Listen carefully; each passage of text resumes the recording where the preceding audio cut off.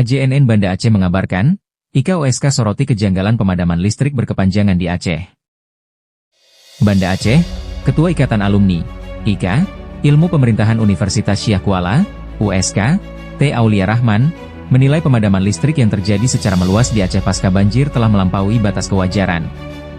Ia menyebut penjelasan yang disampaikan pihak PT PLN justru memunculkan kecurigaan publik terhadap pengelolaan kelistrikan di provinsi paling ujung Nusantara.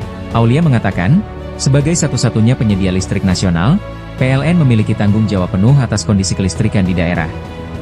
Namun, berbagai alasan yang disampaikan, mulai dari kerusakan komponen, keterbatasan tenaga dan peralatan akibat banjir, hingga kabar gangguan pada PLTU Nagan Raya Unit 2, dinilai tidak sepenuhnya menjawab keresahan masyarakat. Semakin banyak alasan yang disampaikan, justru semakin besar kecurigaan publik.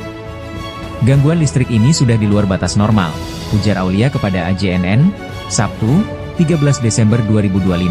Ia menyebut, kecurigaan pertama muncul dari dugaan ketidakmampuan tim teknis dan sistem operasional PLN Aceh dalam mengelola ketersediaan listrik. Menurutnya, pemadaman listrik yang terjadi berulang kali dalam beberapa bulan terakhir, bahkan sebelum bencana banjir, menjadi indikator lemahnya pengelolaan infrastruktur kelistrikan. Pemadaman sebelumnya bisa berlangsung berhari-hari dan sangat mengganggu aktivitas ekonomi. Alasannya selalu kerusakan dan perbaikan. Tapi jika perbaikan dilakukan, mengapa pemadaman justru semakin sering terjadi? Katanya.